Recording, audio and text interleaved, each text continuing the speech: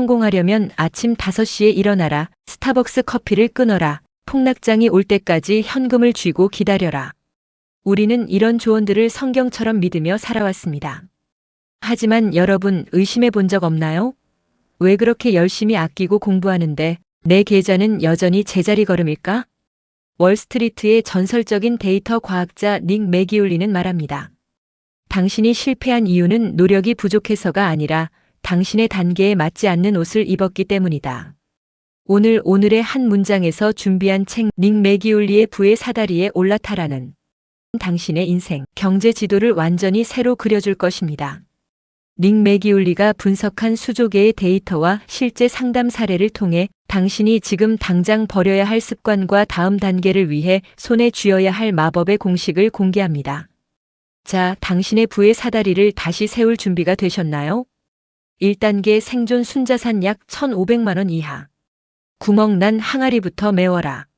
부의 사다리 가장 밑바닥 1단계는 생존의 단계입니다. 수입의 대부분이 식비와 월세로 나가는 시기죠. 실제 사례 학자금 대출에 허덕이는 독자 A씨. 닉의 블로그에 메일을 보낸 A씨는 매달 200만 원을 벌어 180만 원을 생활비와 대출 이자로 씁니다. 그는 닉에게 물었습니다. 어떤 주식을 사야 대박이 날까요? 닉의 답변은 차가웠습니다. 주식을 사지 마세요. 당신이 지금 사야 할 것은 시간과 기술입니다. 1단계 사람들이 가장 많이 하는 실수 3가지. 소액 투자에 함정 100만 원으로 10% 수익을 내려고 밤새 차트를 봅니다. 그 노력으로 편의점 알바를 하는 게 수익률이 500% 더 높습니다. 보상 심리 지출 고생한 나를 위해라며 명품 지갑을 삽니다. 1단계에서 지갑은 가방보다 비싸선 안 됩니다. 수익률 집착 복리의 마법은 자산이 어느 정도 모였을 때 시작됩니다. 지금은 복리가 아니라 원금을 만드는 시기입니다. 다음 단계 점프 공식 비상금 6개월의 법칙. 1단계에서 2단계로 가기 위한 열쇠는 투자 수익률이 아닙니다. 숨 쉴 구멍을 만드는 것입니다. 6개월치의 최소 생활비를 통장에 박아두는 순간 당신의 심박수는 안정을 찾고 비로소 투자를 생각할 뇌의 공간이 생깁니다. 2단계 안정 순자산 약 1억 5천만 원 이하. 75센트의 저주에서 벗어나라. 비상금이 마련된 2단계, 이제 당신은 한숨 돌렸습니다. 하지만 여기서 가장 큰 적은 지나친 절약입니다. 저자의 사례 닉의 치즈 한 장 트라우마. 닉 매기울리 본인의 이야기입니다. 그는 사회초년생 시절 샌드위치에 치즈 한 장 75센트를 추가할지 말지를 10분 동안 고민했습니다. 나중에 깨달았죠. 그 10분 동안 데이터 분석 코드를 한 줄 더 짰다면 수백 달러의 연봉 협상 카드가 생겼을 거라는 사실을요. 2단계 사람들이 가장 많이 하는 실수 3가지. 가성비의 늪 1,000원을 아끼려고 1시간 동안 인터넷 최저가를 검색합니다. 당신의 1시간 가치는 1,000원보다 훨씬 높아야 합니다. 자기개발 중단 돈을 모으는 데 집중하느라 자신의 몸값을 올릴 강의료를 아깝게 생각합니다. 잘못된 레버리지 돈이 조금 모였다고 무리하게 빚을 내서 변동성이 큰 자산에 올인합니다. 다음 단계 점프 공식 인적 자본 수익률. 2단계에서 3단계로 가는 열쇠는 연봉의 10% 재투자입니다. 주식이 아니라 나라는 주식에 투자하세요. 당신의 연봉이 10% 오르는 것이 S&P 500이 10% 오르는 것보다 자산 형성이 10배 빠릅니다. 3단계 중산층 순자산 약 15억 원 이하. 그냥 계속 살아의 마법. 자, 이제 드디어 투자가 빛을 발하는 3단계입니다. 여기서 가장 큰 고민은 언제 살까? 입니다. 실제 사례 폭락장을 3년째 기다리는 독자 B씨. B씨는 2017년부터 거품이 끼었다며 현금을 쥐고 기다렸습니다.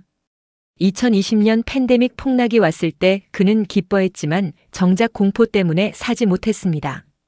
결국 그는 2017년 가격보다 훨씬 비싼 2021년에야 주식을 샀습니다. 닉은 그에게 데이터로 증명했습니다. 현금을 들고 기다리는 것은 가장 비싼 대가를 치르는 도박이다. 3단계 사람들이 가장 많이 하는 실수 3가지. 마켓 타이밍 예측 지금 고점 같으니 좀 떨어지면 사야지라는 근거 없는 자신감. 데이터상 70%는 틀립니다. 개별 종목 과몰입 자산이 늘어나면 한 종목의 급락이 전체 인생을 흔듭니다. 저축액의 정체 소득이 늘어난 만큼 소비도 늘려버리는 라이프스타일 인플레이션. 다음 단계 점프 공식 임계점의 법칙. 연간 저축액보다 연간 투자 수익이 커지는 시점을 찾으세요. 이 시점이 오면 당신의 노동은 보조 엔진이 되고 자산이 메인 엔진이 됩니다. 이때부터는 가계부 대신 포트폴리오의 자산 배분에 목숨을 걸어야 합니다. 3, 4단계 전환 은퇴를 결정하는 마법의 숫자. 이제 가장 중요한 구간입니다. 평범한 중산층에서 경제적 자유로 넘어가는 다리, 그 다리를 건너기 위한 구체적인 수치를 계산해 보겠습니다. 마법의 공식 1:25배의 법칙. 닉 매기울리는 자유를 위한 명확한 목표치를 제시합니다. 당신의 연간 생활비의 25배를 모으세요. 예를 들어 한 달에 400만 원, 1년에 4,800만 원을 쓰는 사람이라면 약 12억 원의 자산이 필요합니다. 이 숫자가 당신의 자유의 가격입니다. 마법의 공식 24%의 법칙. 12억을 모았다면 매년 자산의 4%인 4,800만 원을 꺼내 쓰세요. 역사적 데이터를 보면 인플레이션을 고려하고도 당신의 원금은 30년 넘게 고갈되지 않을 확률이 95% 이상입니다. 이것이 바로 자유의 계단입니다. 상담 사례 은퇴가 무서운 50대 독자 CC. CC는 충분한 돈을 모았음에도 폭락장이 오면 어쩌냐며 은퇴를 미룹니다. 닉은 말합니다. 현금 흐름을 다각화하세요. 주식만 보지 말고 채권과 현금, 그리고 소소한 현금 흐름. 블로그, 배당 등을 섞는 순간 4% 법칙은 무적의 방패가 됩니다. 4단계 자유 순자산 약 150억 원 이하. 죄책감 없이 돈을 쓰는 법. 돈이 많아도 쓸 줄 모르면 불행한 부자일 뿐입니다. 4단계에 도달한 당신에게 필요한 건 소비의 기술입니다. 실제 사례 돈을 쓸 때마다 우는 독자 DC. DC는 50억 자산가지만 낡은 신발을 신습니다. 돈을 쓸 때마다 이 돈이면 주식이 몇 주인데 라며 괴로워하죠. 닉은 그에게 2배의 법칙을 제안했습니다. 죄책감 없는 소비 2배의 법칙.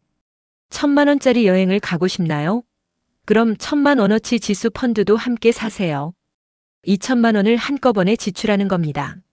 만약 주식 살 돈 1,000만 원이 추가로 없다면 그 여행은 당신의 단계에 맞지 않는 겁니다. 하지만 2가지를 다 할 수 있다면 당신은 여행지에서 자산도 함께 늘었다는 기쁨을 누리게 됩니다. 지출은 더 이상 손실이 아니라 투자의 기폭제가 됩니다. 4단계 사람들이 가장 많이 하는 실수 3가지.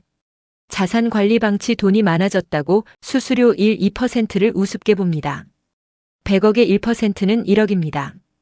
건강과 관계 소울 사다리 끝에 올랐을 때 곁에 아무도 없다면 그 사다리는 무너진 것이나 다름없습니다. 지나친 안주 변화하는 시장 데이터를 무시하고 과거의 성공 방식에 매몰됩니다. 5단계 부유 웰시 약 150억에서 1,500억 사이. 성장에서 수성으로. 이제 우리는 부의 사다리 최상단에 근접했습니다. 5단계 부유의 단계입니다. 순자산 기준으로 수백억 원을 보유한 2단계에서는 더 이상 얼마를 버느냐가 중요하지 않습니다. 실제 사례 자수성가한 IT 기업가 이씨. 이씨는 자신의 회사를 매각하며 평생 써도 남을 부를 거머쥐었습니다. 하지만 그는 매일 아침 주가 창을 보며 초조해했습니다.